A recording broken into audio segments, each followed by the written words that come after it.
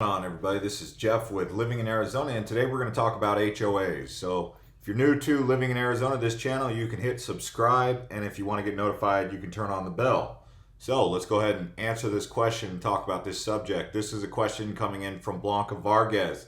Other people have asked the same question, so it's actually something you guys are really wanting to know about. It sounds like some of you are getting ready to buy a home. Can you do a video on HOAs? That's basically what she wants to know. So we're going to go ahead and look at the things to know, and I'm also going to give opinion on what my experience has been with HOA. And let's just say there has been countless times I've been very frustrated with them, and that's no joke. The way I look at it is I own the house. As long as I'm not doing anything ridiculous, then they should let me do what I need to do in the backyard. One thing that I've had a problem with, and this is just my opinion, but I'm venting and I'm ranting, and she obviously knows about the horror stories from HOAs. That's why she's asking. I want to build some shade in my backyard. I live in Phoenix, Arizona. It's going to get hot in the summertime, so I want to build some shade. A pergola. Well, I had to submit a request for that, okay? Because if it goes above the fence, the block wall, then you have to submit a request, and that's because if you put something gaudy up in your backyard, it can offend your neighbors, and they'd have to look at it. And if it's pink and it's got waving banners and all this kind of stuff, the HOA needs to know about that. Okay, sure, that's common sense. Like, if you do something ridiculous in your backyard, it's going to offend the neighbors, blah, blah, blah. But a pergola, okay? They kicked it back 2 times before they finally got it right. I finally said, tell me exactly what I need to do to get it done. So it was like the writing in the HOA was not in plain English, simple English. So because of that, it was hard to get it right the first time. And bear in mind, when you submit, they've got 30 to 60 days to respond to you. So they take their precious time, and it takes them about 30 to 60 days to respond. What I'm basically saying is, okay, tell me what I can build, and then I'll build that. Don't make me go out there and do all this research and then submit something and then it come back that I can't. So it's usually something like it has to be open air, so you can't have a roof on it. It can't exceed 10 feet. It has to match the color of your house. My thoughts are, okay, I wish it wasn't open air, but because it's got to be open air, all right, fine. I'll figure out a way to get like vines or something to create, a roof. The second thing is, okay, fine, I won't go above 10 feet. I don't really need to go above 10 feet anyway. And then the third thing is, of course, I'm going to match the house. It's my backyard. Why would I make something ugly in my own backyard? So it's like they're dictating how it's going to look to me. And I'm kind of irritated by that. Another thing that's recently come up is they've rejected my request to build a patio cover. So I have a pergola and then I have a patio cover.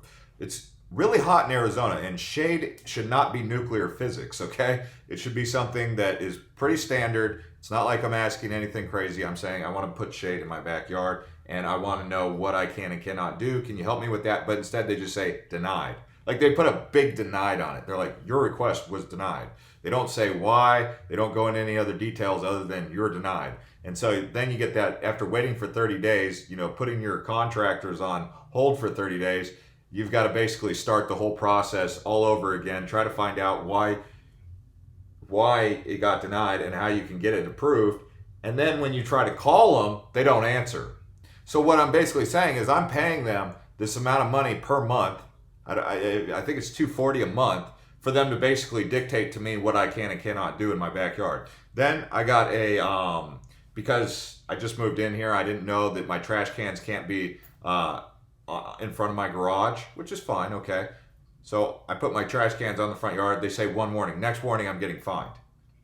Okay, so I'm not going to put my cans in the front yard. So every Friday, I've got like a 24-hour period to pull my cans and put them in my backyard. I'm just like, okay, so thanks. Yeah.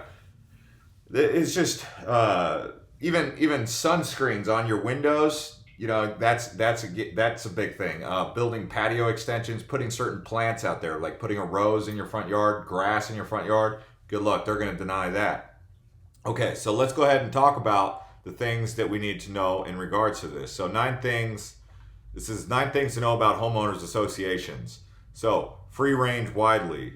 You can see American Community Survey records found monthly HOAs fees between $331 in 2015 and $218 a month in Michigan, and as high as $571 in New York City. So it's not just something that's unique to Arizona, right? So HOAs are all over the place. Not every place has HOAs, but here in Arizona they have a lot of HOAs. It's like a rack. They make big money. HOAs make a lot of money. It's a money making machine, and they're mandated. So if you move into a community, it's like you're moving in there, but oh, by the way, you have to have an HOA, and the HOA, homeowners association, is basically there because that one neighbor who always complains about everything that other people are doing gets offended if you paint your garage door blue. Okay, I guess.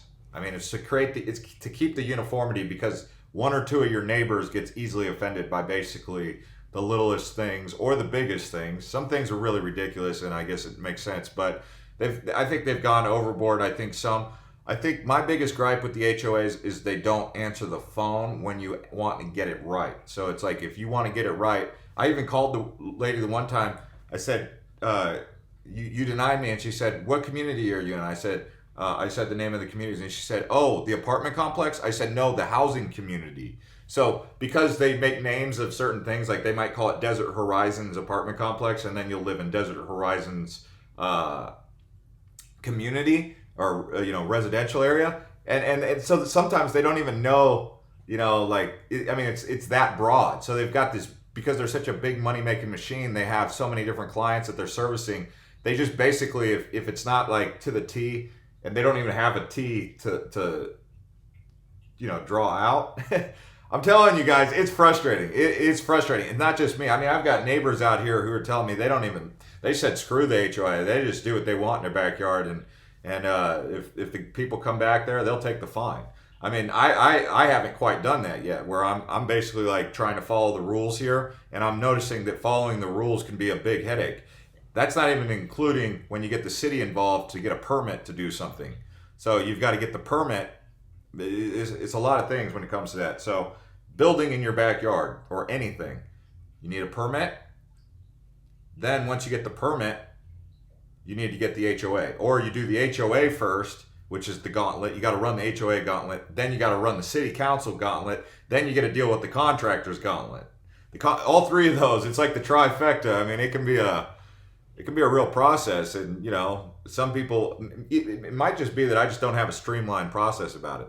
What you get for your money varies. Okay, so when you buy a home in a managed community, you're buying a bundle of legal obligations and entitlement in addition to physical living space, says John Manning.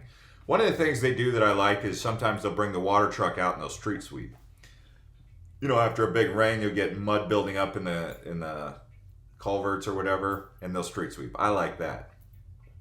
I did find out, I thought that it was their job to manicure the streets, or the side streets, but I guess that's the homeowner's responsibility to pick up that stuff. It's not actually their responsibility. They sent me a notice saying, just so you guys know, as a community, it's your responsibility to make sure that the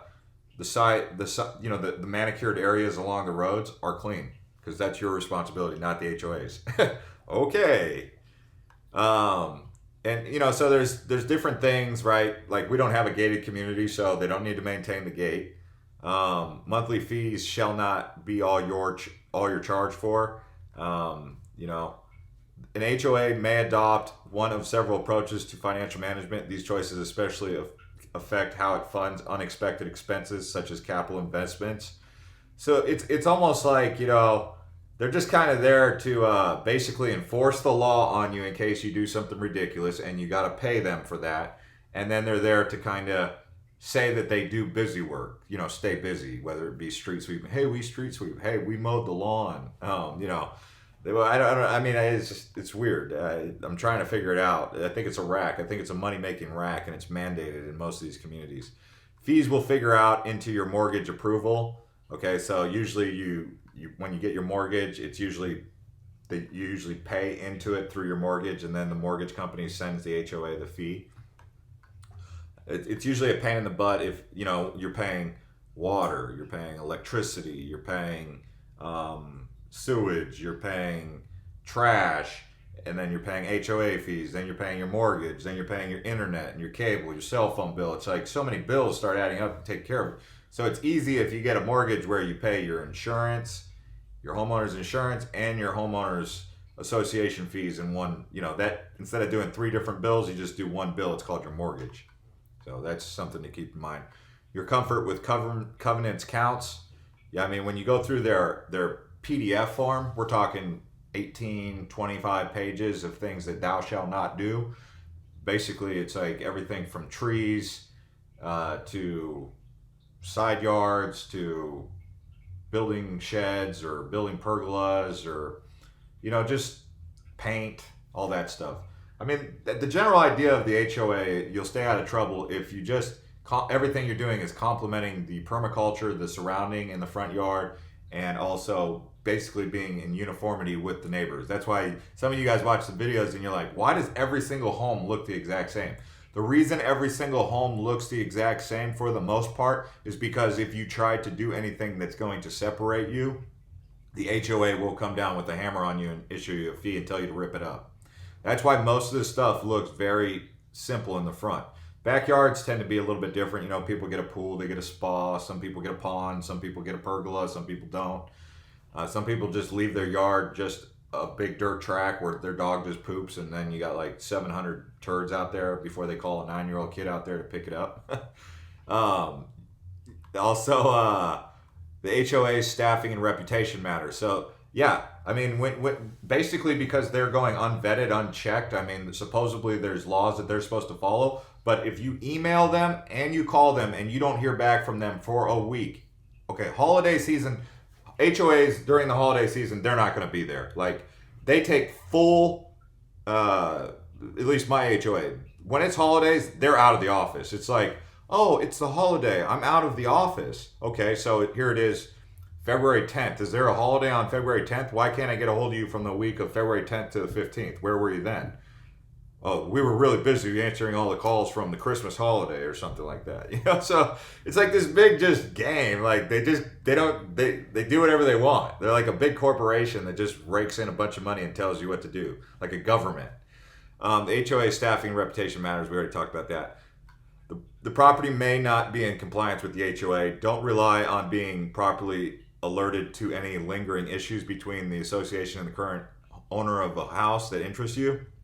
Failure to ask about these problems in a timely way could result in inheriting them when you take possession of the property. So if you're going to buy a build that's already been built, right, and then you don't properly check to make sure everything's in line with the HOA, if at any time a new HOA or a new manager of the HOA comes in and says, hey, that's supposed to be done, you inherit that problem.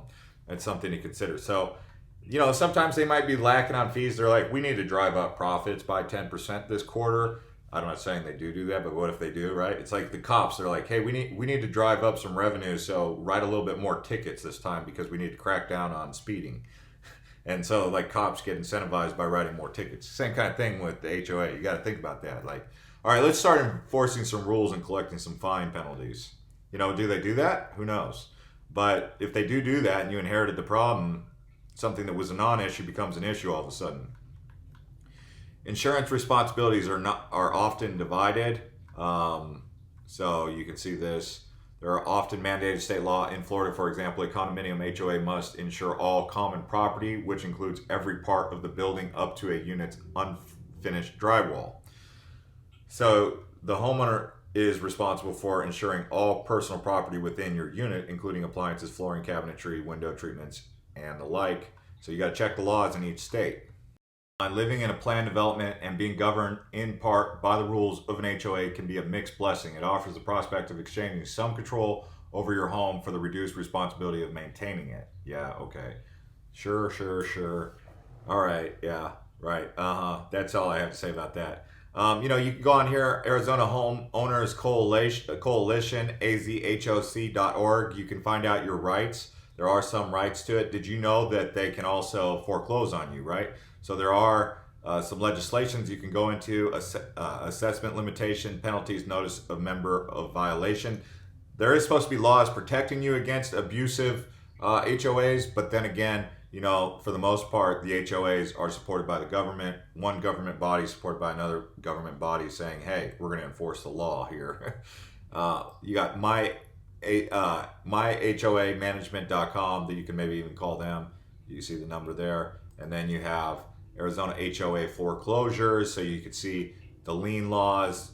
They give you the on NOLA. So NOLA.com, you can find out what are your rights even more. Liens, assessments, late payment fees, reasonable collection fees, reasonable attorney fees and costs, penalty fines. Like, how far can they take these fines on you? And then even here, you can see right here on ABC 15, you can see some homeowners associations have had such a headache with irresponsible homeowners that they've had to push the government to get a bill to say that they can speed up the foreclosure process. Which, if you're living next to a neighbor, say you're wanting to live in a nice neighborhood, but someone won the lottery and they decided to do a bunch of drugs and lose their mind, and the garage door is hanging sideways and they've got trash building up in their front yard, and everyone in the community is like, we got to get rid of this person because they're just not, they're toxic for the neighborhood. You would say, then you would go to the HOA and say, hey, can you speed them up and get them out of here? But, so not every law that's passed is always going to be a bad thing, but could it be abused? Well, we'll see. But in this case, the HOAs can foreclose on homeowners, believe it or not. And I don't know how you guys are going to take that. An estimated 1.9 million Arizona homes are governed by an HOA. That's a lot. And 9,400 HOAs exist statewide. So that just puts things into perspective. Okay, so if you guys are new here, do click on one of these videos. Many videos on living in Arizona for you to explore and get to know Arizona a little bit more. Up, down, you could see. Click on one of the videos, explore this channel, and learn about Arizona. We'll see you next time.